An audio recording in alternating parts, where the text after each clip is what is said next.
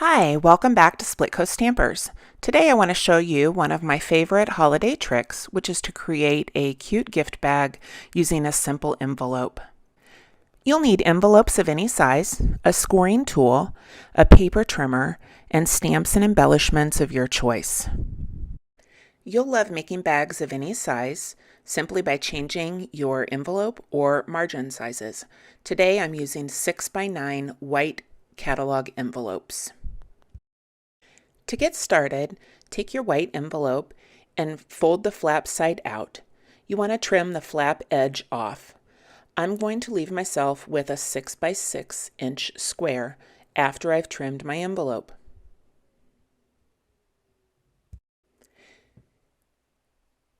Ensuring that the cut side is at the top of my scoring tool, I'm going to lay it flat into the bed of the score buddy. I'm going to score a line at 1.5 inches on all three sealed sides of the envelope. To make my right and left sides, I'm working at the 4.5 inch score mark off of the 6 inch length. To do the bottom, I've simply rotated the envelope and I'm using the 1.5 score line from the left side. This gives me a 1.5 inch score line on both sides and the bottom. My next step will be to use the corner of the bottom right and the bottom left and score a diagonal line from the point at the edge of the envelope to the point where the two previously scored lines intersect. The diagonal score lines will help your flaps sit flat when your bag is assembled at the end. Next, I'm going to use my scoring tool and I'm going to just fold the scored lines back and forth to give them a little bit of flexibility and use my score tool to reinforce the bend. I'm going to do this on both sides and across the bottom.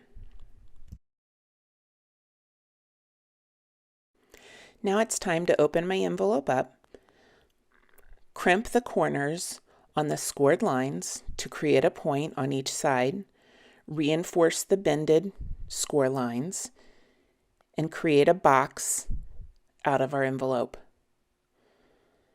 I take care to crimp the triangle corner flaps at the bottom together and use your score tool to reinforce the bend.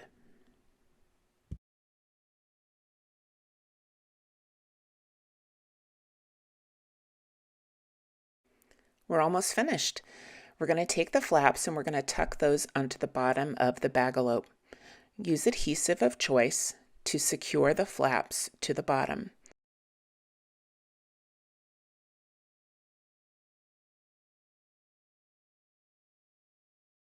There you go. The construction of your BAG-A-LOPE is complete.